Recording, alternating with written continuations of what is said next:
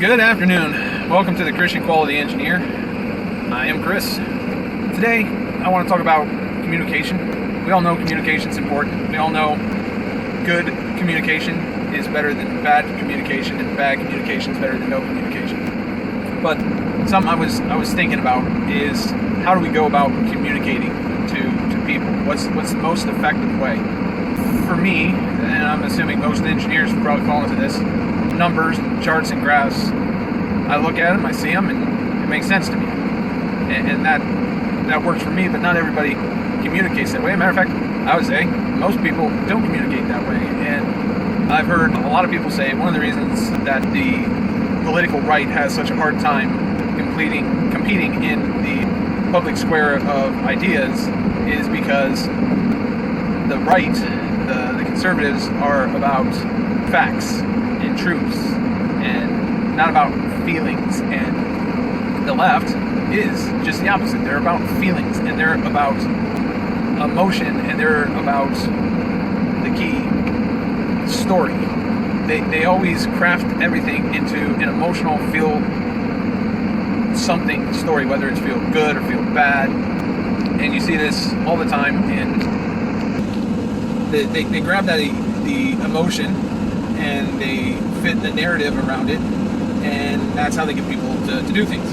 And as engineers, intend to look at the facts and the figures in our job, in our position.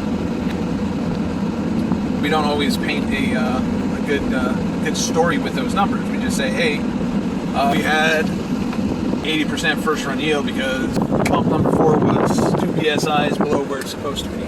Well, that means nothing to anybody, perhaps, and I haven't tried this yet personally. It's just a thought that came into my head, and like I said, this is one of the reasons why I'm doing these. It's to help me think about what I'm doing and being a better engineer based off of these thoughts and ideas. But anyways, what if we started presenting quality issues in more of a story format? Definitely not saying to twist the facts to create a narrative. I'm trying to say, we have facts, we have numbers. Let's put those together in a narrative that people can grasp and get a hold of. Because a lot of times, what they have is their own story, their own narrative, their own perspective, right? And I think that's one of the things that stories do, is it breaks people out of thinking about themselves. You break out of yourself by the emotional appeal through the manipulative storytelling, right? I think truthful storytelling can do the same thing. Think about this. You got an operator who is at home. They have struggles. Everybody, people, if you're a person, you have people problems. People have problems. It's a part of the fallen world, right? So, and she's worried about all that thing, and she's thinking about her stuff. She's already on edge because of that. The production supervisor comes over and says, hey, we're going to miss truck if we don't get X number of parts done. Make sure you get this done, right? And now she's like, all right, well, I don't want to get in trouble and lose my job and add more misery into my misery. And, boom, next thing you know, she's passing whatever just so she can make sure that she makes a truck, or she's not paying attention because she's trying to move faster because they just sped up the line, or whatever. And she's thinking about protecting herself, protecting her family, just trying to get through the day. And then I come along and say, hey, we got this quality issue. We need you to do this when you're inspecting the parts. Make sure you do this and this with it as well. She just looks at it as more work. The quality people are being too picky again. She puts up with it for another week or two, and then you're 30 days for our quality alerts, and then boom, she forgets about it. Doesn't care.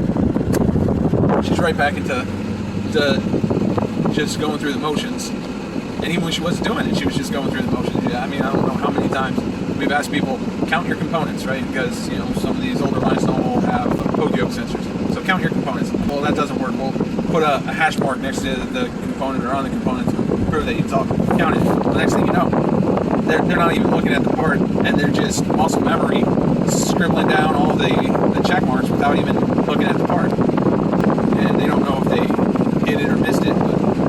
And I think part of that is because it's the communication. We're not getting to them at a level that they understand the actual need for it. Maybe if instead of just saying, hey, this part was missing a component, GM found it, or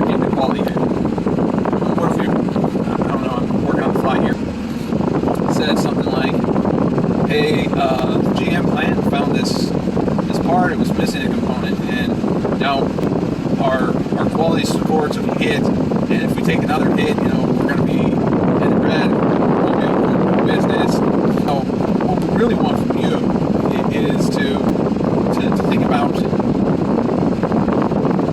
I don't know. I didn't think about this far enough. I don't know how I did it. See, there's a problem. No script. How can we turn the quality alert into a story? Well, how about this? Maybe it's not a quality alert, but maybe it's a SBC point.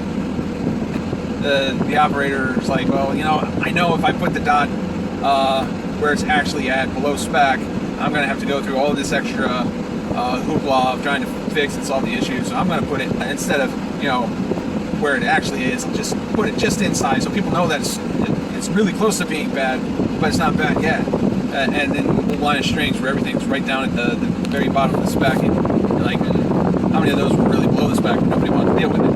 But anyways, what you can do then is you can talk to the person that's filling out the SBC chart and say, hey, look, here's the story. You've come along and you don't want to put down the right number, right? But it's really bad. Nobody knows that because you didn't tell anyone. And Joe after you and Billy after him, they did the same thing you did because nobody wants to do this paper. Well, the thing is, this whole time the parts were bad. And now, these bad parts, because nobody told anyone, get packed. And then they get shipped. And then they get to the customer. And the customer's not checking this. They're not going back and checking to see. They expect us to say good parts. And then, the next thing that happens is you have an ignition that turns off when you're in an accident and the pressure explode, right? I don't know, but piecing it together from where it affects that operator all the way up to where it affects the end customer is the kind of this idea. I think I need to flush out a little bit more, along with a lot of my ideas. But I think I'm heading in the right direction with that one. Give me your thoughts and ideas.